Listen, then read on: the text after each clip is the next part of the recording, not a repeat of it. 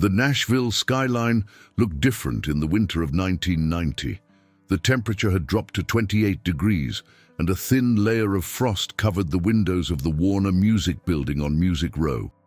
Inside Conference Room B on the 7th floor, REBA MCENTIRE sat at the head of a long mahogany table, her hands folded carefully in her lap, her face a mask of controlled composure.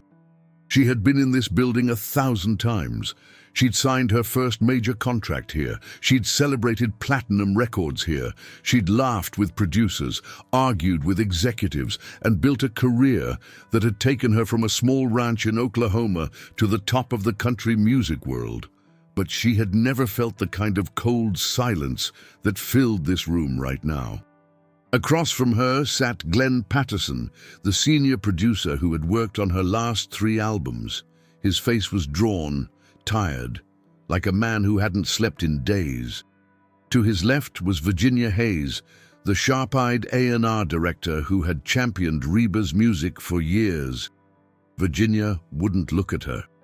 Her gaze was fixed on the stack of papers in front of her, her fingers drumming an anxious rhythm on the table.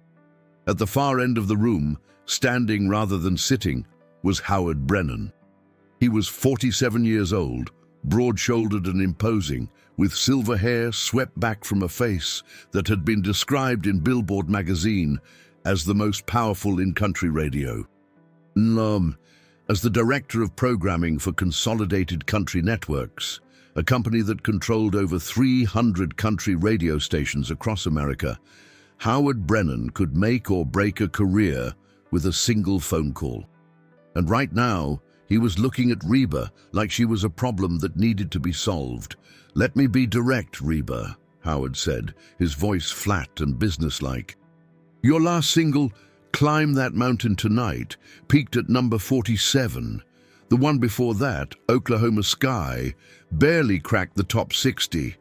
These aren't just bad numbers. They're career-ending numbers." REBA felt her jaw tighten, but she kept her voice steady. "Those are good songs, Howard, real country songs, the kind that built this industry." "The kind that built this industry 30 years ago," Howard corrected. He picked up a chart from the table and held it up. "You know what's number 1 right now? Garth Brooks. You know what's number 2? Clint Black. Number 3, Travis Tritt. Do you know what all of them have in common?" REBA didn't answer. She knew where this was going. "They're modern," Howard continued. "They're accessible. They're bridging the gap between traditional country and pop. They're bringing in new listeners, younger listeners, suburban listeners, people who would never have listened to country radio 5 years ago. And you know what they're not doing?" He paused, letting the question hang in the air. "They're not insisting on fiddles and steel guitars on every track. They're not recording songs that sound like they came straight out of 1965. They're not clinging to a version of country music that the market has already moved past." "I'm not clinging to anything," REBA said, her voice sharper now. "I'm staying true to what country music is supposed to be, what it's always been." Virginia finally looked up. Her expression was pained, sympathetic. "REBA, nobody's questioning your talent. You're one of the most gifted vocalists in Nashville. But the landscape is changing. The listeners are changing. If you don't adapt..." "Then what?" REBA interrupted. "I stop being myself? I start chasing trends? I record songs that could be sung by any pop singer in Los Angeles?" Glenn leaned forward. "It's not about chasing trends. It's about evolution. Look at what Dolly did. Look at what Kenny Rogers did. They evolved without losing who they were." "Dolly and Kenny crossed over into pop," REBA said. "That was their choice and it worked for them. But that's not my path.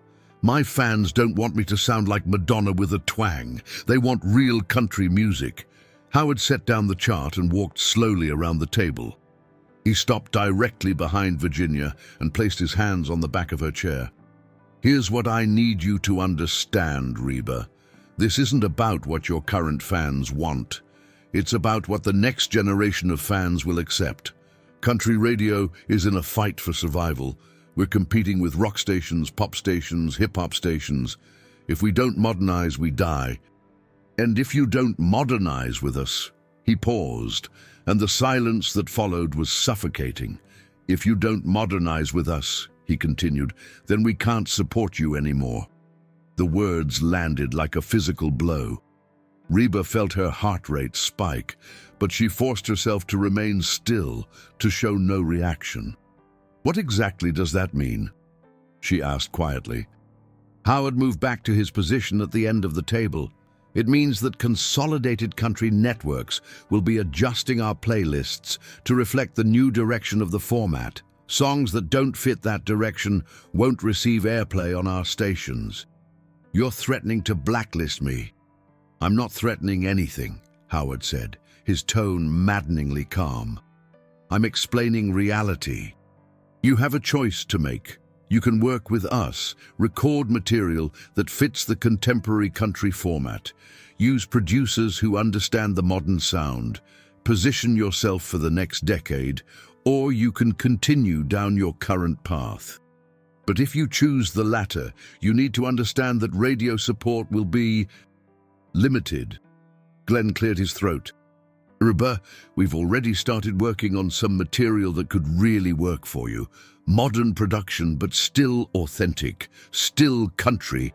We brought in some Nashville's best new songwriters." "I don't need new songwriters," Reba said. "I need radio stations that aren't afraid of real country music." "Real country music doesn't pay the bills if nobody's hearing it," Virginia said softly. "Reba, please, we're trying to help you here. By asking me to become someone I'm not?" Howard picked up his briefcase from beside his chair. "Nobody's asking you to become anyone. We're asking you to be smart, to be strategic, to recognize that the industry has changed, and if you don't change with it, you'll be left behind." He walked toward the door, then paused and turned back. "You have 2 weeks," he said. 2 weeks to decide if you're going to work with us on a new direction or if you're going to keep fighting a battle you can't win. Talk to your team, talk to your label, but most importantly, talk to yourself. Ask yourself if your pride is worth your career." He opened the door and walked out without waiting for a response. The silence he left behind was deafening. Glenn rubbed his face with both hands. "Jesus Christ," he muttered. Virginia stood up and moved around the table to sit beside Reba. "He's not wrong, you know, about the numbers, about the market shift." "I know the numbers," Reba said. Her voice was quiet, but there was steel in it. "I also know that 5 years ago, I sold out the Civic Center in Birmingham with a show that was nothing but traditional country. Real fiddles, real steel guitar, real stories. Those fans didn't show up because they wanted pop music with a cowboy hat. They showed up because they wanted authenticity." 5 years ago was a different world," Glenn said. "MTV changed everything. The Urban Cowboy movie changed everything. Hell, even the Berlin Wall came down. Everything is changing, Reba. Why should country music be any different?" Reba looked at him, really looked at him. Glenn Patterson was 43 years old, with thinning hair and tired eyes. He'd produced some of the greatest country records of the 1980s. He'd worked with George Strait, Randy Travis, Ricky Skaggs. He understood traditional country music better than almost anyone in Nashville, and he was telling her to compromise. "Do you really believe what you're saying?" she asked him, "or are you just scared?"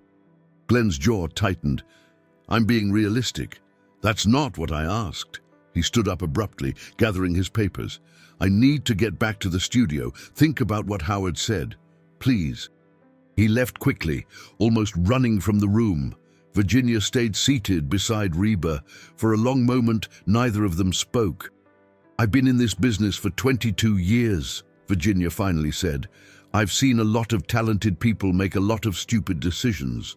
I've also seen talented people make smart compromises that extended their careers by decades." "Which category do you think I'm in?" Reba asked. "I think you're too smart to let pride destroy everything you've built. It's not about pride." "Then what is it about?" Reba turned to look at Virginia directly. "It's about the music. It's about the tradition. It's about not betraying the artists who came before me and the fans who believe in what country music is supposed to represent." Virginia sighed. "That's very noble, Reba. But nobility doesn't keep the lights on. It doesn't pay your band. It doesn't put your songs on the radio where people can hear them." She stood up and gathered her things. 2 weeks, she said. Use them wisely. Then Reba was alone. She sat in that conference room for another 20 minutes, staring at the frosted window, watching the winter light fade over Nashville. From 7 stories up, Music Row looked peaceful, almost quaint. But Reba knew better. Down there, in those buildings, in those studios and offices, a war was being fought. A war over the soul of country music. And she had just been told to surrender. Her phone buzzed. She pulled it from her purse and saw a message from Jack Hendricks, her manager of 12 years. "How did it go?" Reba stared at the message for a long time before typing her response. "We need to talk. Tonight." She put the phone away and stood up. As she walked out of the conference room, past the gold and platinum records lining the hallway, past the photographs of country legends who had built their careers in this very building, she made a decision. She didn't know yet what that decision would cost her. She didn't know if she could survive what was coming, but she knew one thing with absolute certainty: she would not compromise. She would not change who she was to fit someone else's vision of what country music should be. If that meant war, then so be it. Outside, the temperature had dropped to 25 degrees. Reba pulled her coat tighter and walked to her car. The Nashville skyline looked different now, harder, colder. She started the engine and drove toward home, unaware that in the offices of Consolidated Country Networks, Howard Brennan was already making phone calls that would change her life forever. The call came at 6:30 on a Tuesday morning, 3 days after the meeting in Conference Room B. Reba was in her kitchen, making coffee, when her phone rang. She recognized Jack Hendricks's number immediately and felt her stomach tighten. Jack never called this early unless something was wrong. "Tell me," she said, not bothering with pleasantries. Jack's voice was strained.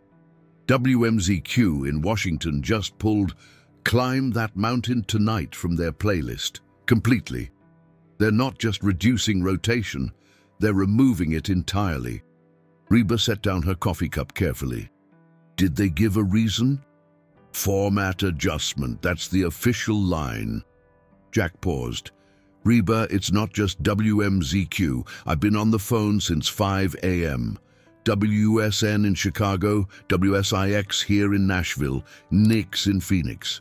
They're all doing the same thing. Every station that's part of the Consolidated Network. Howard Brennan. Has to be. This is too coordinated to be coincidence. He's making good on his threat."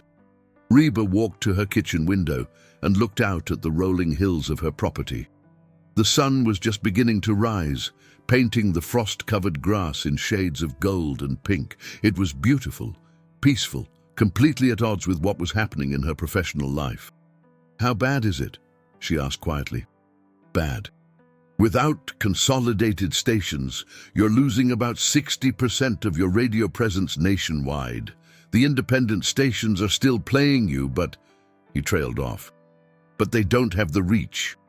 "No, they don't." Reba closed her eyes. "What about the label? Have you talked to them?" "I have a meeting scheduled for this afternoon, but Reba, you need to prepare yourself. Warner is going to push hard for you to compromise. They've got too much invested to just watch this happen." "I'm not changing my music, Jack." There was a long silence on the other end of the line. "I know," Jack finally said. "That's what I told them you'd say. That's why this afternoon is going to be very difficult." The meeting at Warner Music took place in a different conference room, larger, more formal, with floor-to-ceiling windows that overlooked downtown Nashville. The view should have been impressive, but all Reba could see was the forest of radio towers in the distance, each one representing a station that was no longer playing her music. The room was packed. Glenn Patterson was there, looking even more exhausted than before. Virginia Hayes sat beside him, her expression carefully neutral. But there were new faces too. Robert Chen, the senior vice president of Nashville operations, and his boss, Daniel Whitmore, who had flown in from the Los Angeles headquarters specifically for this meeting. Whitmore was in his 50s, impeccably dressed in a suit that probably cost more than most people's monthly salary. He had the polished corporate appearance of someone who had spent more time in boardrooms than recording studios.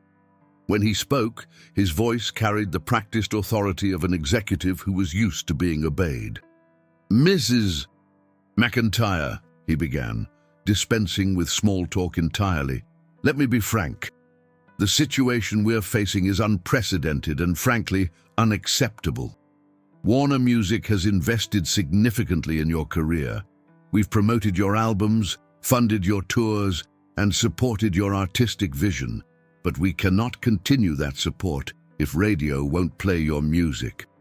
Reba sat perfectly still. Jack was beside her, a yellow legal pad in front of him, already covered in notes. "The radio situation isn't my fault," Reba said evenly. "Howard Brennan is blacklisting me because I won't compromise my artistic integrity." "Artistic integrity doesn't sell records if nobody can hear them," Whitmore replied. "Let me show you some numbers." Robert Chen pulled out a series of charts and spread them across the table. "This is your sales trajectory over the past 18 months. As you can see, there's been a steady decline. Not catastrophic, but concerning. Now this," he pointed to another chart, "this is the projected trajectory if the current radio situation continues. Within 6 months, you'll be selling fewer than 50,000 albums per release. That's below the threshold of commercial viability for a major label artist." "I've sold millions of albums for this label," Reba said, her voice tight. "Doesn't that count for anything?" "Of course it does," Whitmore said. "Which is why we're here trying to find a solution instead of simply terminating your contract. We value you, Ms. McEntire. We want this to work, but we need you to work with us." "By doing what? Abandoning everything that makes my music distinctive?" Glenn leaned forward. "Not abandoning, evolving. Reba, I've been sketching out some ideas. We could keep your core sound but update the production. Use some drum machines to give it a contemporary feel. Bring in some session players who understand the modern Nashville sound. Maybe collaborate with some of the newer songwriters who are having success right now." "Session players," Reba interrupted. "Glenn, I have a band, a great band. Musicians who've been with me for years, who understand my music better than any session player ever could." "Your band is excellent for live shows," Virginia said carefully. "But for radio, for competing in today's market, we need a sound that's more polished, more current." "More plastic, you mean?" "More commercial," Whitmore corrected firmly. "Ms. McEntire, let me ask you something. What's more important to you, making music that satisfies your personal artistic vision, or making music that reaches millions of people? Because right now, you can't have both." The question hung in the air like a challenge. Reba looked around the table at all these people, talented people, powerful people, people who genuinely believed they were offering her good advice. And maybe they were right. Maybe the market had changed. Maybe traditional country was dying. Maybe she was the one being stubborn and unrealistic. But then she thought about the last concert she'd played before all this started. A small venue in Tulsa, Oklahoma, only about 2,000 people. She remembered standing on that stage, hearing the crowd sing along to every word of Whoever's in New England. She remembered the woman in the third row who had tears streaming down her face during Sunday Kind of Love. She remembered the authenticity of that connection, the realness of it. And she knew that if she compromised, if she started making the kind of music these executives wanted, that connection would be broken. She'd become just another voice on the radio, indistinguishable from all the others. I understand what you're saying, Reba said slowly. I understand the business realities, but I also understand something else. There are millions of people out there who love real country music, who are tired of everything sounding the same, who want songs with real fiddles and real stories and real emotion. Those people are still out there, even if radio has forgotten about them. Those people aren't buying enough albums to justify your production costs, Robert Chen said bluntly. Maybe that's because radio won't let them hear my music, Reba countered. Maybe if they could actually find my songs on the radio, the numbers would be different. Whitmore leaned back in his chair, steepling his fingers. That's a nice theory, Ms. McEntire, but it's not one we can bet a multi-million-dollar business on.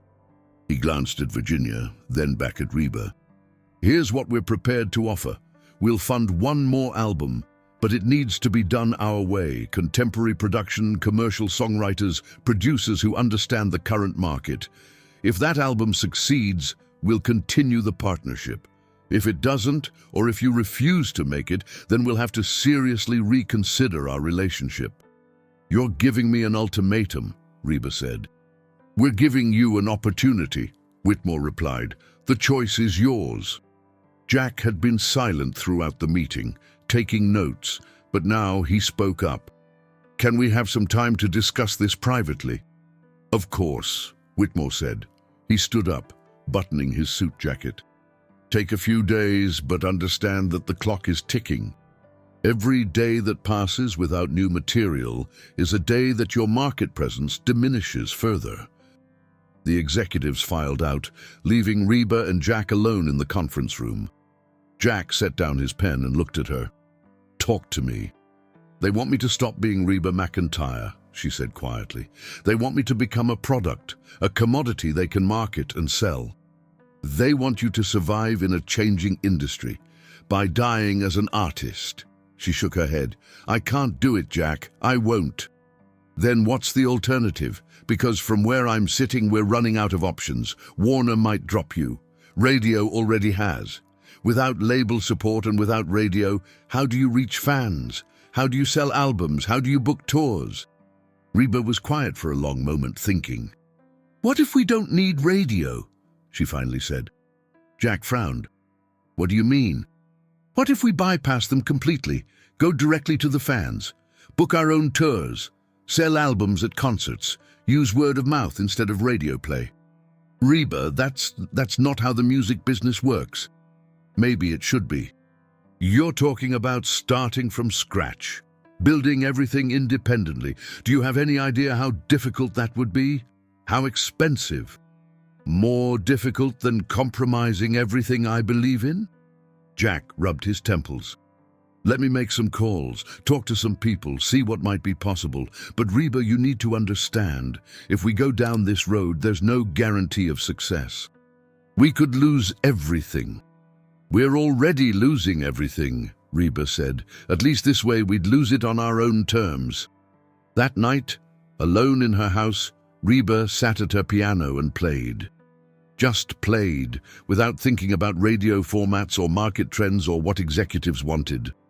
She played the old songs, the traditional melodies that had first made her fall in love with country music when she was a little girl in Oklahoma. Her phone rang repeatedly. Messages piled up. The industry wanted answers, wanted decisions, wanted her to bend. But Reba kept playing, and somewhere in the music, in the pure emotion of those simple melodies, she found her answer. She wouldn't bend. She would break the system instead.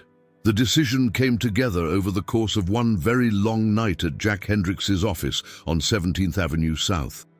It was 10 p.m. when Reba arrived. The building was mostly dark, save for the warm glow coming from Jack's third-floor window. She parked her car and sat for a moment, looking at that light, wondering if she was about to make the biggest mistake of her career, or the smartest decision of her life. Jack's office was cluttered with papers, trade magazines, and half-empty coffee cups. He'd clearly been working all day, probably all week, trying to figure out how to salvage her career. When Reba walked in, he was on the phone, speaking in low, urgent tones. He held up one finger, just a minute, and finished his conversation. "That was Deacon Ramirez," Jack said after hanging up. "He books the Riverside Theater in Cincinnati. And he's interested. If we can put together a tour, he'll give us a weekend. It's not a huge venue, 1,500 seats, but it's a start." Reba sat down in the worn leather chair across from Jack's desk. "How many other venues have you contacted?" Jack gestured at a spreadsheet covered in handwritten notes. 47. I've gotten commitments from 11. Soft maybes from another 8. The rest either turned us down flat or wanted to wait and see how things develop. In other words, they're scared of Howard Brennan. They're scared of booking an artist who can't get radio play. It's a risk, Reba. A big one. Reba picked up the spreadsheet and studied it. The venues were scattered across the South and Midwest. Knoxville, Louisville, Birmingham, Oklahoma City, Wichita. Small to mid-sized theaters mostly. Nothing glamorous. Nothing that would make Billboard magazines sit up and take notice. But it was something. "Now, what about costs?" she asked. Jack pulled out another folder. "I've been running numbers. If we book our own tour, we're responsible for everything. Transportation, lodging, equipment rental, crew salaries, promotion. For a 30-city tour, we're looking at somewhere between $300,000 and $400,000 in upfront costs." Reba felt her stomach drop. "I don't have that kind of cash just lying around."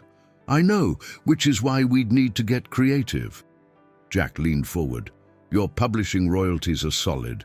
We could potentially secure a loan against future earnings. It's risky, but it's possible." "You mean mortgage my future to finance my present?"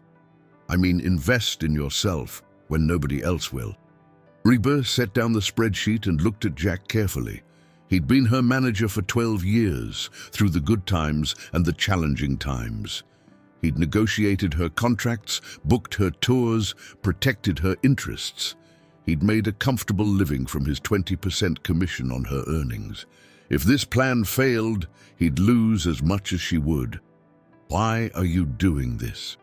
she asked quietly. "You could drop me. Take on another client who's playing ball with the industry. Make your life a lot easier." Jack smiled, but there was sadness in it.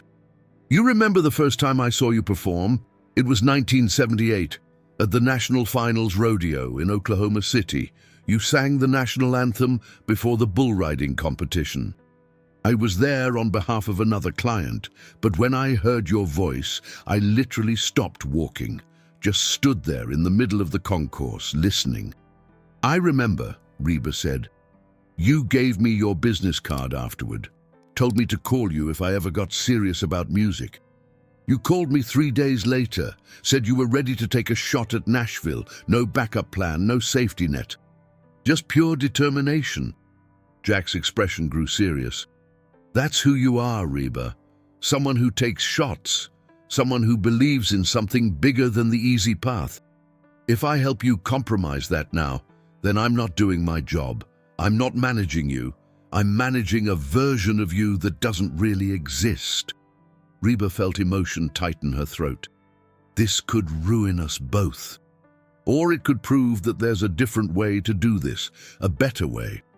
They worked until 3 in the morning, sketching out a plan that seemed simultaneously brilliant and insane. They would announce an independent tour, 30 cities, all venues where Reba had strong fan bases. They'd sell tickets directly, no major promoter involvement. They'd record a new album independently, fund it themselves, and sell it at concerts rather than through traditional retail channels. It was guerrilla warfare against the music industry establishment. David versus Goliath. And they were betting everything on a slingshot. At 2:45 a.m., Jack's phone rang. It was an unfamiliar number, but he answered it anyway. Jack Hendricks. Reba watched his face change as he listened. His eyes widened, then narrowed. He grabbed a pen and started writing furiously. "Are you sure about this?" he asked. "Because if you're wrong..." "Yeah, Yeah, I understand. Tomorrow morning, 10 a.m. We'll be there. He hung up and stared at Reba with an expression she couldn't quite read. Who was that? She asked. Bobby Wayne Fletcher. You know him? Reba searched her memory. The promoter, based out of Dallas. That's the one. He just told me something very interesting. Jack consulted his notes. Apparently, he was on a conference call today with some other independent promoters. People who book shows outside the major venue circuits. They've been watching what's happening with you and Howard Brennan. And they're pissed. They see it as corporate overreach. The big radio networks trying to dictate not just what gets played on air, but who gets to perform live. Bobby said there's a whole underground network of promoters who are tired of being told what to do by Nashville and Los Angeles. Reba leaned forward. What are you saying? I'm saying that Bobby wants to meet with us tomorrow. He thinks he can put together a coalition of independent venues and promoters who'd be willing to book you, not as a favor, as a business opportunity. He thinks there's a huge underserved market of fans who are sick of the pop country crossover stuff and hungry for authentic traditional country. He really said that. He said, and I quote, "There are millions of people out there who feel like country music has forgotten about them. If Reba can remind them what real country sounds like, we'll fill every venue in America." Reba sat back, her mind racing. This could actually work. Maybe. Or maybe it's just wishful thinking from a promoter who's trying to make a name for himself by going against the establishment. Jack rubbed his eyes. Either way, it's the best lead we've gotten. We should hear him out.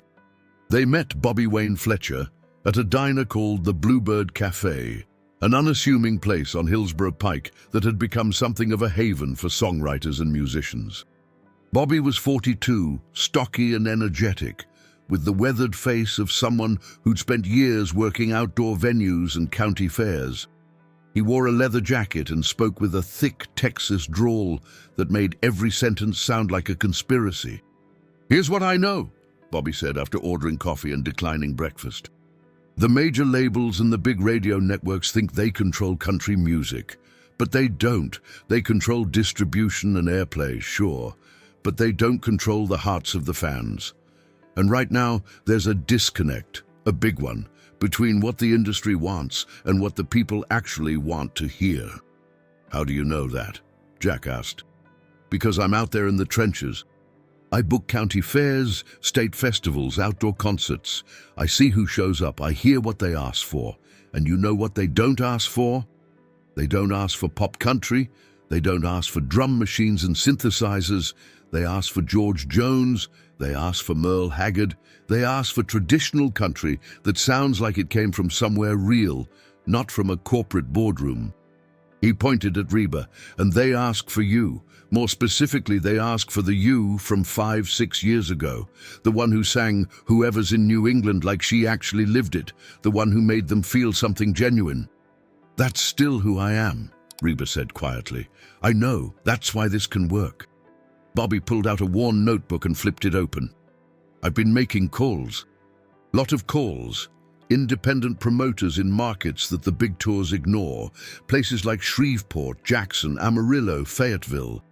These are cities with populations between 50,000 and 300,000. Not big enough for the major acts to bother with, but not too small to fill a theater." He slid the notebook across the table. It was filled with names, phone numbers, venue capacities. "That's 43 venues," Bobby said. 43 promoters who are ready to book you right now. Today, no questions asked. All we need is a commitment that you'll show up and give them the real Reba McEntire. Not the watered-down radio version, the real deal. Reba looked at the list, her heart pounding. "These are serious commitments? Handshake deals for now. But these are people I've worked with for years. Their word means something. We can turn handshakes into contracts in a week." Jack was studying the notebook carefully. "What's the capacity range?" "Between 800 and 3,000 seats, depending on the venue. Average is around 1,500. If you sell out every show, you're looking at roughly 60,000 tickets sold over a 6-week tour. And the financial split? Bobby leaned back. Standard deal. Promoter covers venue rental and local advertising. You cover your production costs and transportation.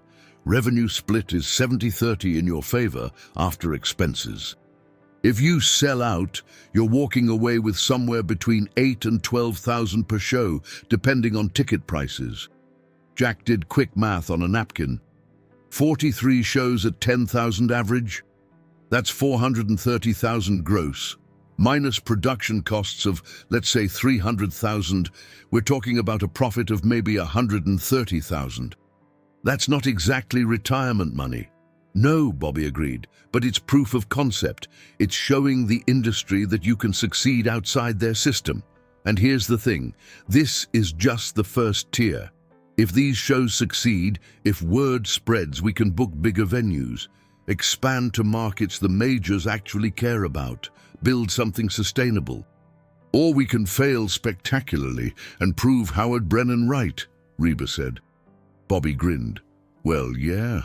There's always that possibility. But where's the fun in playing it safe? They talked for another 2 hours, working through logistics and timelines. Bobby had contacts for sound equipment rental, lighting companies, bus transportation. He knew which local newspapers would cover the shows, which radio stations, the few remaining independent ones, might actually play her music. By the time they left the Bluebird Cafe, the sun was fully up, and Nashville was waking up. Reba stood on the sidewalk, looking at the city that had built her up and was now trying to tear her down. So, Jack asked, what do you think? Reba took a deep breath. I think we're about to find out if loyalty and authenticity can beat corporate power and radio dominance. That's not an answer, she smiled. I think we're doing this, all of it. The tour, the independent album, the whole crazy plan. You're sure? I've never been less sure of anything in my life, but I'm doing it anyway. Jack extended his hand. Then let's make some history. They shook on it, standing there on a Nashville sidewalk, while cars rushed past, and the music industry continued its business all around them, completely unaware that a revolution was beginning. A small revolution, a quiet one, but a revolution nonetheless. That afternoon, Reba called Daniel Whitmore at Warner Music. I've made my decision, she said when he answered. I'm glad to hear it, Whitmore replied. She could hear the relief in his voice. When can we schedule a session with the new production team? You misunderstand, Reba said calmly. I've decided to decline your offer. I won't be making the kind of album you want. There was a long pause. Ms. McEntire, I strongly advise you to reconsider. If you don't fulfill your contractual obligations, I've reviewed my contract with my attorney, Reba interrupted. I owe you one more album. I'll deliver it. But it will be an album of my choosing, produced my way with my musicians. If that's not acceptable, you can terminate the contract. Either way, I'm moving forward. You're making a serious mistake. Maybe. But it's my mistake to make. She hung up before he could respond. Then she called her band, one by one, and told them what was about to happen. Some were skeptical, some were scared, but all of them agreed to come along for the ride. Finally, she called Howard Brennan. She'd been dreading this call, but it needed to be made. Reba, he answered, his voice dripping with false warmth. I've been expecting to hear from you. Have you reconsidered our conversation? I have, she said, and I've decided that you were right about one thing. What's that? The industry's changing, but not in the way you think. You think you can control country music by controlling the radio. But you're wrong. The music doesn't belong to you or Warner or any of the other corporations. It belongs to the fans. And I'm going to prove it. Reba, I'm booking an independent tour, 43 cities, no major promoters, no radio support, no corporate backing, just me, my band, and the fans who actually care about real country music. And when every one of those shows sells out, when I prove that there's still a massive audience for traditional country, you're going to have to explain to your bosses why you tried to kill it." Howard's voice turned cold. "You'll fail. Without radio, without label support, you're committing career suicide." "We'll see." Reba felt a strange sense of calm wash over her.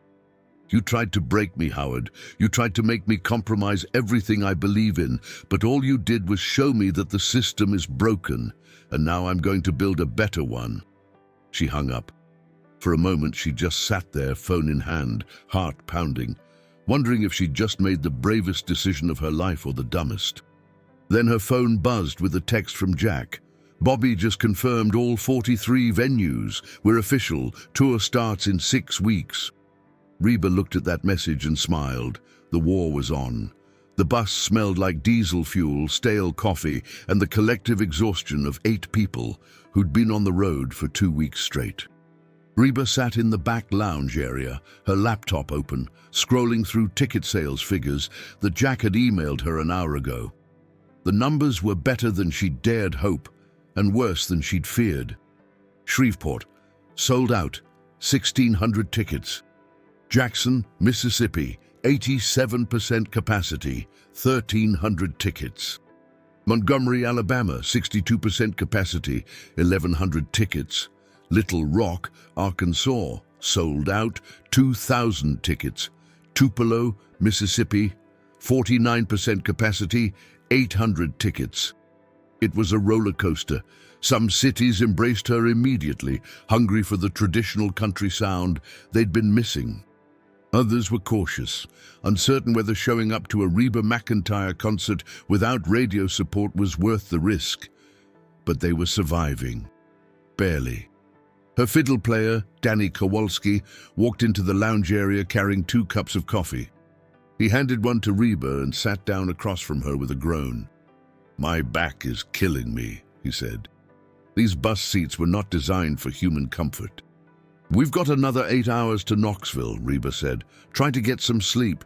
Can't sleep, too wired from the show." Danny sipped his coffee and looked at her laptop screen. "How are the numbers?" "Mixed." "That's not very encouraging." "It's honest." Reba closed the laptop. "We're averaging about 1,200 tickets per show. That's enough to break even, but not enough to prove we can sustain this long term." Danny was quiet for a moment. "You know what I noticed tonight in Little Rock?" "What?" "The audience was different. Older, yeah, but that's not what I mean. They were engaged, really engaged, not just clapping politely between songs. They were singing along, crying during the ballads, cheering for the fiddle breaks. When was the last time you played to a crowd that actually cared about fiddle breaks?" Reba smiled despite her exhaustion. "It's been a while. That's what we're doing out here. We're finding the people who still care, who still want real country music." Danny stood up. "The money will come. The success will come. We just have to keep showing up." He headed back to his bunk, leaving Reba alone with her thoughts. She opened her laptop again and pulled up the reviews that had started appearing in local newspapers. Bobby Wayne Fletcher had been right about one thing. The smaller markets might not have the reach of Billboard magazine, but they had passionate journalists who still cared about country music.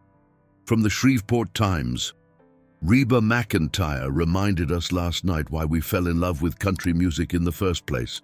No gimmicks, no pop crossover attempts. Just pure, authentic emotion, delivered by one of the finest voices in the business." From the Arkansas Democrat-Gazette, "In an industry increasingly dominated by cookie-cutter production and formulaic songwriting, Reba McEntire stands as a defiant reminder of what country music used to be and what it could be again." From the Montgomery Advertiser, "The crowd at the Alabama Theater last night wasn't the youngest or the hippest, but they were the most enthusiastic I've seen at a country show in years. Reba McEntire is fighting a battle against commercial radio's stranglehold on country music. Based on last night's response, she might just win." The words were encouraging, but words didn't pay the bills. Words didn't cover the $300,000 loan REBA had taken against her publishing royalties. Words didn't prove to Warner Music or Howard Brennan that she'd made the right decision. Her phone rang. It was Jack, calling from his office in Nashville, where he was coordinating the second leg of the tour. "Tell me something good," REBA said when she answered. "Oklahoma City just went on sale. 1,200 tickets sold in the first 4 hours. REBA felt a surge of hope. "That's amazing." "It gets better. I'm getting calls from venues we hadn't even contacted. Wichita wants in. So does Amarillo and Lubbock. Word is spreading, REBA. People are starting to pay attention." "What about the album?" Jack hesitated. "That's more complicated. Warner is refusing to promote it since it wasn't produced the way they wanted. We're going to have to handle distribution ourselves." "Meaning?" "Meaning we sell it at concerts, maybe set up a mail-order system through fan clubs. It's old school, but it's something." REBA leaned back against the bus wall. "We're really doing this, aren't we? Building everything from scratch." "We are. And REBA, there's something else you should know." "What?" "I got a call today from a journalist at the Tennessean. She wants to do a feature story about what you're doing, not a hit piece, an actual profile about your independent tour and what it means for the industry." "Did you say yes?" "I told her I'd ask you, but REBA, this could be huge. If the Tennessean covers it, other outlets will pay attention. This could go from a regional story to a national conversation." REBA thought about it. National attention meant validation, but it also meant putting herself in the crosshairs of industry criticism. Warner would be furious. Howard Brennan would use it as ammunition. "Set it up," she said. "If we're going to do this, we might as well do it right." The interview took place 3 days later in a hotel room in Knoxville, 2 hours before REBA's concert at the Civic Coliseum. The journalist, Catherine Brenner, was in her mid-30s with sharp eyes and a digital recorder that she set on the table between them. "Let me start with the obvious question," Catherine said after the pleasantries were done. "Why are you doing this?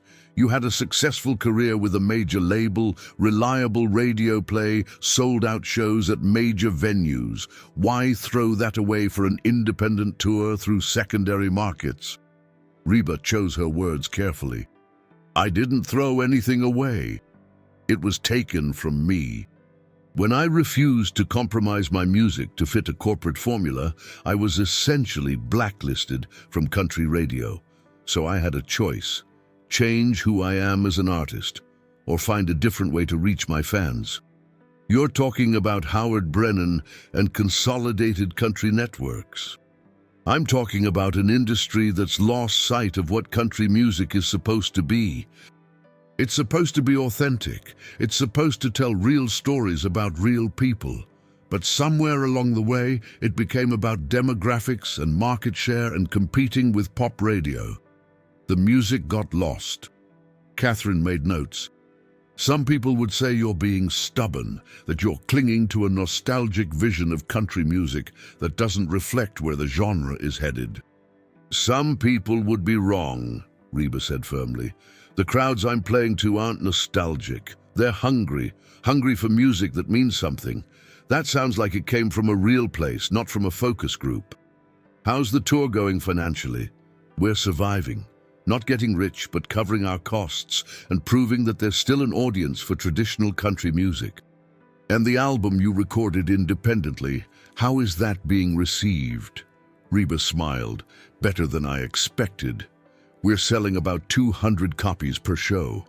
That might not sound like much compared to major label releases, but it's 200 people who sought out the music, paid for it directly and took it home. That's a real connection, not just a radio listener who might or might not remember the song later." Catherine leaned forward. "Let me ask you something more personal. Are you angry? At Howard Brennan? At Warner Music? At the industry in general?" REBA considered the question. "I'm disappointed. I'm frustrated. But angry? No. Anger is wasted energy. I'd rather channel that energy into proving them wrong. And if you don't prove them wrong, if this tour fails and the independent album doesn't sell, then I'll have failed on my own terms, making music I believe in. That's better than succeeding by compromising everything I stand for." The interview lasted another 45 minutes. Catherine was thorough, asking about specific songs, production choices, the logistics of independent touring. When it was over, Reba felt exhausted, but also oddly energized. "When will the story run?" she asked as Catherine packed up her recorder. "Next Sunday, front page of the arts section. My editor is really excited about it." That night's concert at the Knoxville Civic Coliseum was one of the best of the tour. The venue held 2,500 people, and it was 93% full. The crowd was electric, responding to every song with genuine enthusiasm. During Whoever's in New England, Reba looked out at the audience and saw hundreds of people singing along, many with tears in their eyes. She saw couples holding hands, older fans who'd been listening to country music for decades, younger fans who'd discovered her music through their parents. And she realized something. She was winning. Maybe not in the way the industry measured success, but in the way that actually mattered. After the show, there was a meet and greet. About 50 fans had paid extra for the opportunity to talk with Reba briefly and get autographs. Normally, these events were exhausting, nice people, but repetitive conversations. Tonight was different. A woman named Patricia Mills, probably in her 60s, waited patiently in line. When her turn came, she gripped Reba's hand and looked at her with fierce intensity. "Thank you," Patricia said, her voice breaking. "Thank you for not giving up. My husband and I drove 4 hours to be here tonight because we needed to hear real country music again.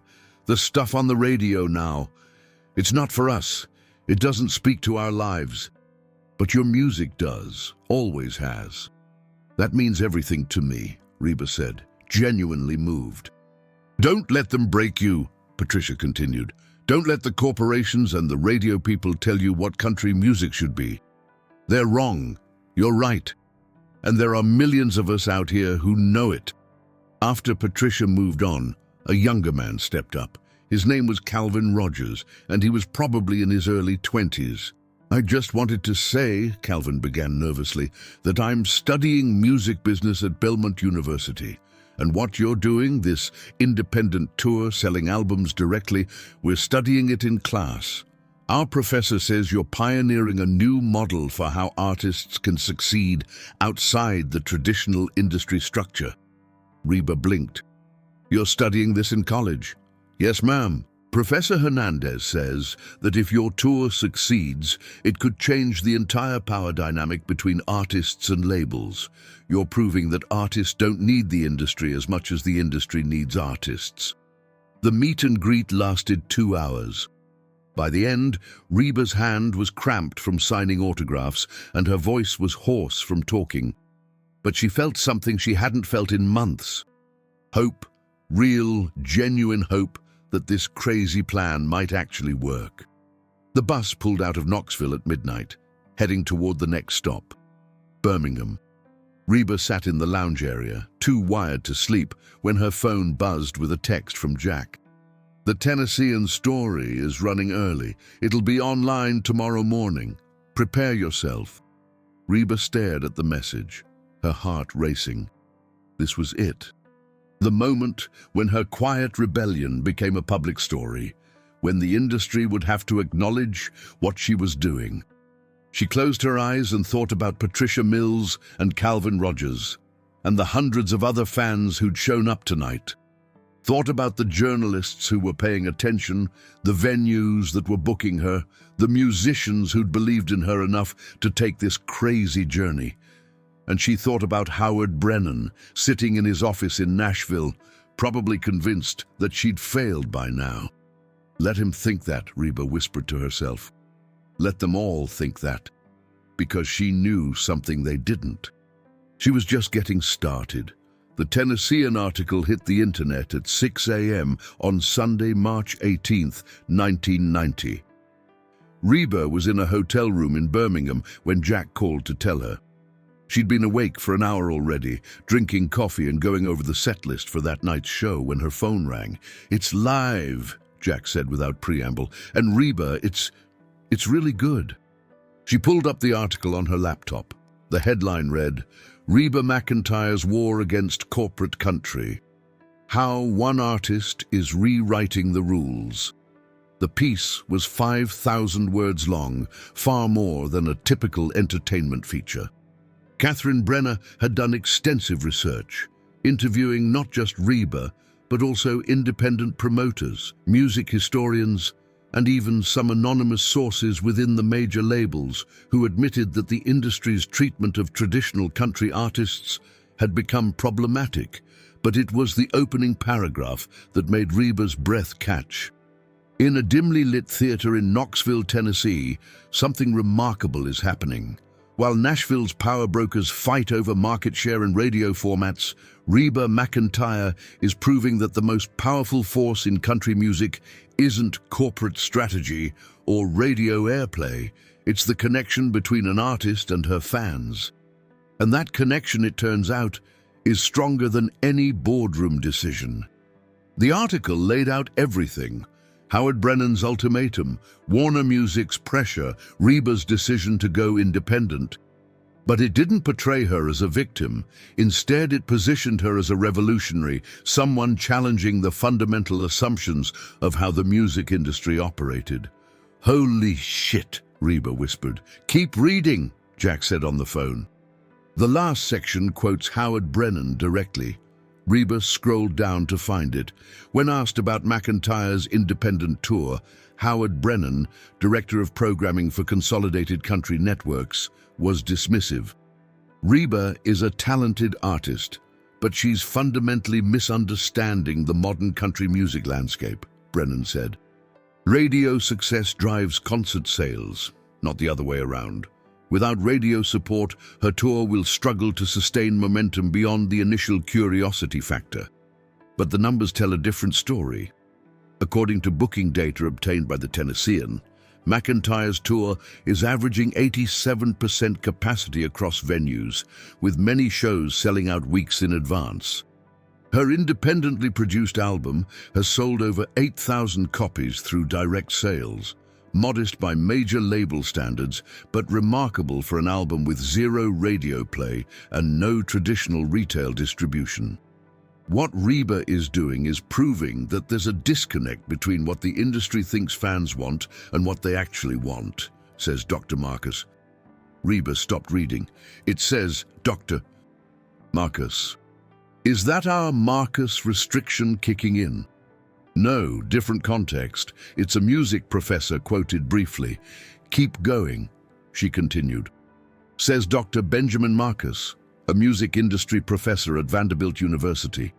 For years, the major labels and radio conglomerates have operated under the assumption that they control the market. But Reba McEntire is demonstrating that power actually lies with the artists who can connect authentically with audiences. If she succeeds, it could fundamentally reshape the industry's power dynamics. The article concluded with a section titled, "What Comes Next?", speculating about whether other traditional country artists might follow Reba's example, and whether the major labels would be forced to reconsider their approach to traditional country music. Reba sat back, stunned. "This is bigger than I thought." "It's everywhere," Jack said. "The article has been shared over 10,000 times already. CNN picked it up, so did Rolling Stone. Reba, you're not just a regional story anymore. You're a national conversation about the future of country music." "How is Howard Brennan reacting?" "Don't know yet, but I'm guessing he's not happy." That was an understatement. By noon, Consolidated Country Networks had issued a statement characterizing the Tennessean article as biased and misleading. Howard Brennan personally released a memo to his station managers defending the network's programming decisions and criticizing what he called attempts to romanticize outdated musical approaches. But the damage was done. The story had escaped Nashville's insular music industry and reached a mainstream audience that was fascinated by the David versus Goliath narrative. By the time REBA took the stage in Birmingham that night, the venue had sold out. 2,800 people packed into the Alabama Theater, many of them wearing T-shirts that read "Real Country Lives" and "Team REBA." The energy in that theater was unlike anything REBA had experienced on the tour so far. When she walked on stage, the crowd erupted in a standing ovation that lasted over 3 minutes. People were cheering, crying, holding up signs. REBA stood there, overwhelmed, her hands pressed to her heart. "Y'all are making me cry before I even sing a note," she said into the microphone, her voice breaking. The crowd roared again. "I want to thank you," she continued when they finally quieted down, "not just for coming tonight, but for believing in real country music, for showing the industry that we're not going away. That traditional country isn't dead. It's just been waiting for its moment." She launched into "Whoever's in New England," and the theater exploded. The Birmingham show became legendary. Fans recorded bootleg audio on portable tape recorders. Local news stations covered it. A music blogger who attended wrote a viral post titled, "I saw the future of country music tonight, and it looks like the past." But more importantly, the success sparked something unexpected, a movement. Within a week of the Tennessean article, REBA started receiving calls from other traditional country artists. George Jones called personally to congratulate her. Randy Travis sent flowers to her hotel. Even Dolly Parton, who had successfully crossed over into pop but never forgotten her roots, reached out with encouragement. "You're doing something important," Dolly told her during a phone conversation. "You're reminding people why they fell in love with country music in the first place. Don't stop." The second leg of the tour was different from the first. Venues that had been hesitant suddenly wanted to book her. Cities that hadn't been part of the original plan, Dallas, Houston, Memphis, Charlotte, reached out asking for dates. Bobby Wayne Fletcher called with an update that made REBA's head spin. "We've got requests for over 70 additional shows," he said.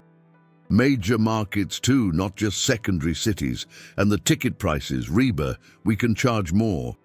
People are willing to pay premium prices to see you. This isn't just a tour anymore, it's a phenomenon." Jack was equally energized. Warner called. "They want to renegotiate." "Tell them no." "REBA, tell them no," she repeated firmly. "We've proven we don't need them. Why would we go back?" "Because they're offering real money, real distribution. They want to do a greatest hits compilation, promote it properly, put you back on radio." "Under what terms?" Jack hesitated. "They want creative control over the next album. They want..." "Then absolutely not. We're not going backwards, Jack. We're moving forward."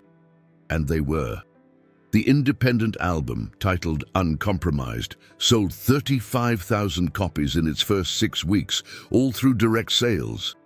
A mail-order system that Jack set up started generating orders from fans who couldn't attend the concerts. Music stores in smaller cities started calling, asking if they could stock the album. By May, REBA had earned back her $300,000 loan and was actually turning a profit. Not the millions that major label success would have generated, but sustainable income that proved the model worked. And then came the phone call that changed everything. It was from Lawrence Chen, no relation to Robert Chen from Warner, the president of Liberty Records, a smaller but well-respected label based in Nashville. Liberty had built its reputation on supporting traditional country artists and giving them creative freedom.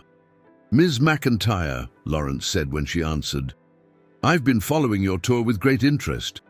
What you're accomplishing is remarkable, and I'd like to discuss a potential partnership. I'm not interested in signing away my creative control," REBA said immediately. "I'm not asking you to. What I'm proposing is different from a traditional label deal. Liberty would handle distribution and promotion, but you would retain complete creative control. You choose your songs, your producers, your musicians. We just help you reach more people. What's the catch? No catch. We split revenue 50-50 after production costs. You keep your publishing rights. And most importantly, we commit to supporting traditional country music as a viable commercial format.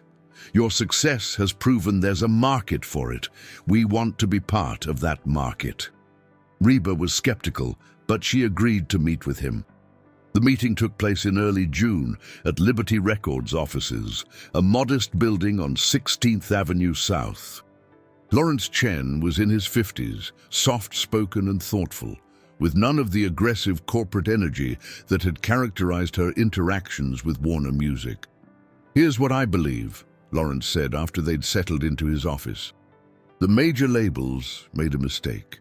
They assumed that the future of country music required abandoning its past. But your tour has proven that there's still tremendous appetite for traditional country, not as a niche market, as a mainstream option. Howard Brennan would disagree with you. Howard Brennan is protecting his own interests, not the interests of country music. Consolidated country networks makes money when they control the market. They lose power when artists go direct to fans, which is exactly what you're doing. So what are you proposing?" Lawrence slid a contract across his desk. "A 3-album deal. You maintain complete creative control. We handle manufacturing, distribution to retail stores, and radio promotion. Revenue split is 50-50 after recouping production costs, which you approve in advance. And here's the key provision." He pointed to a specific clause. "If we ever attempt to pressure you to change your artistic direction, you can terminate the contract immediately with no penalty." REBA read the contract carefully. Jack, sitting beside her, was doing the same. "This seems too good to be true," Jack said. "It's a fair deal for both parties," Lawrence corrected.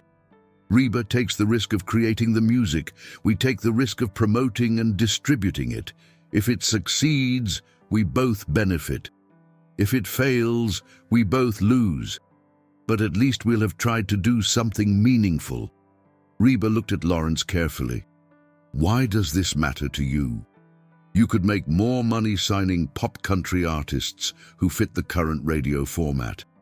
"Because I got into this business because I loved country music," Lawrence said simply. "Real country music. The kind I grew up listening to, and I'm tired of watching it get homogenized and sanitized. What you're doing gives me hope that we can preserve something authentic while still running a successful business." REBA and Jack stepped outside to discuss it privately. "What do you think?" REBA asked. "I think it's a good deal, better than anything Warner ever offered, and Liberty has a solid reputation. They're known for supporting their artists. But we've proven we can do this independently." "We have. But REBA, there's a limit to how far we can take the independent model. If you want to reach millions of people instead of hundreds of thousands, you need distribution infrastructure. You need radio promotion. Liberty can provide that without requiring you to compromise." REBA thought about the past months, the exhaustion, the financial stress, the constant uncertainty. She thought about Patricia Mills driving 4 hours to hear real country music. She thought about Calvin Rogers studying her tour in his college class. And she thought about the future, about the possibility of reaching even more people, making even more impact, while staying true to who she was. "Let's do it," she said. The partnership with Liberty Records was announced in July. The response from the industry was mixed. Some praised Liberty for supporting traditional country, others predicted the deal would fail commercially. Howard Brennan, in particular, was scathing. In an interview with Billboard magazine, he said, "This is a desperate attempt to legitimize a failed experiment. REBA MCENTIRE's independent tour was a curiosity, not a sustainable business model. Now she's crawling back to the label system she claimed to reject." But REBA didn't respond publicly. She didn't need to. Instead, she went into the studio with her band and recorded an album titled Back to the Country. It featured traditional instrumentation, honest lyrics, and the kind of emotional authenticity that had made her famous in the first place. Liberty Records released it in September with a carefully coordinated promotional campaign. They didn't try to get it played on consolidated country network stations. That battle was unwinnable. Instead, they focused on independent stations, on retail promotion, on word of mouth from fans. And it worked. Back to the Country entered the country charts at number 8. Remarkable for an album with limited radio play. It sold over 200,000 copies in its first month. Driven largely by fans who had attended the independent tour or read about it. More importantly, it sent a message. Traditional country music was commercially viable. Artists didn't have to compromise to succeed. Within 6 months, other traditional country artists started getting better deals from labels. Independent radio stations started gaining market share. The stranglehold that corporate radio had maintained over country music began to loosen. By the end of 1991, the landscape had shifted. Pop country was still dominant, but traditional country had carved out legitimate space as a recognized, profitable format. And REBA MCENTIRE was recognized as the artist who had made that possible.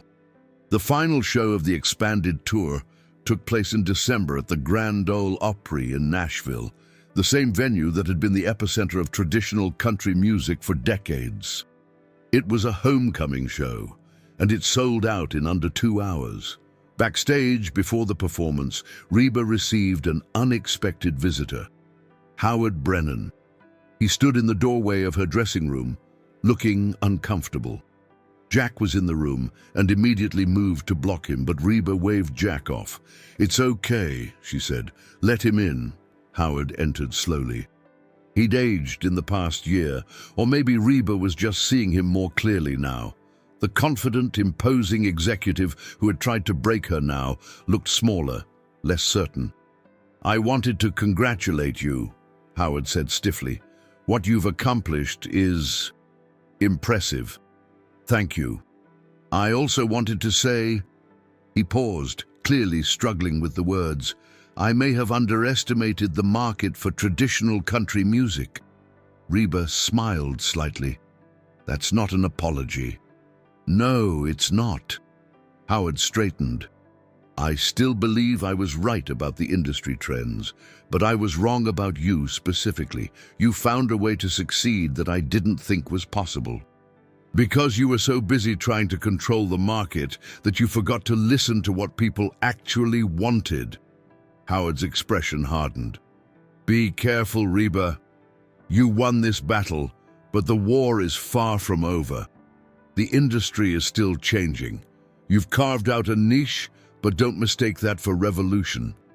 "Maybe not a revolution," REBA agreed, "but definitely a reminder. A reminder that authenticity matters, that artists don't have to bow to corporate pressure, that real country music still has a place in this world." Howard nodded slowly. "I suppose time will tell which of us was right." He turned to leave, then paused at the door. "For what it's worth," he said quietly, "I'm glad you didn't give up." Then he was gone. Jack looked at REBA incredulously. Did Howard Brennan just admit he was wrong? Not exactly, but close enough. 20 minutes later, REBA walked onto the Grand Ole Opry stage to thunderous applause. The venue was packed with over 4,000 people, fans, industry professionals, journalists, musicians who had been inspired by her journey. She stood at the microphone, looking out at the sea of faces, and felt a wave of emotion that almost overwhelmed her. "A year ago," she began, "I was told that traditional country music was dead, that there was no audience for it anymore, that if I wanted to survive, I needed to change everything about who I was as an artist." The crowd murmured in recognition. I chose not to believe that. I chose to believe in you, in the fans who still wanted real country music. And you showed up. You bought tickets, you bought albums, you told your friends. You proved that corporate executives and radio programmers don't get to decide what country music is. We do, together." The applause was deafening. So this performance tonight isn't just a concert. It's a celebration. A celebration of authenticity, of loyalty, of the power of music that comes from the heart, instead of from a marketing committee. She nodded to her band, and they launched into Whoever's in New England. As she sang, Reba looked out at the crowd and saw Patricia Mills in the third row, tears streaming down her face. She saw Calvin Rogers, the college student, singing along to every word. She saw music journalists recording notes, industry executives reconsidering their assumptions, young artists imagining new possibilities. And she realized that this wasn't the end of the story. It was the beginning of a new chapter in country music, where artists had options, where authenticity mattered, where success could be defined in terms beyond radio play and corporate approval. When the song ended, the ovation lasted over 5 minutes. People were standing, cheering, crying. Some were holding signs that read, "Country Saved" and "Thank you, Reba." Reba stood there, soaking it in, feeling the weight of what had been accomplished and the responsibility of what came next. This was her revenge. Not against Howard Brennan or Warner Music or anyone else who had tried to break her, but against the idea that artists were powerless, that creativity had to bow to commerce, that authenticity was less valuable than marketability. She had proven them all wrong, and in doing so, she had changed country music forever. As the applause finally began to fade and Reba launched into her next song, one thing was absolutely clear. Real country music wasn't dead. It had just been waiting for someone brave enough to fight for it, and Reba McEntire had been that someone.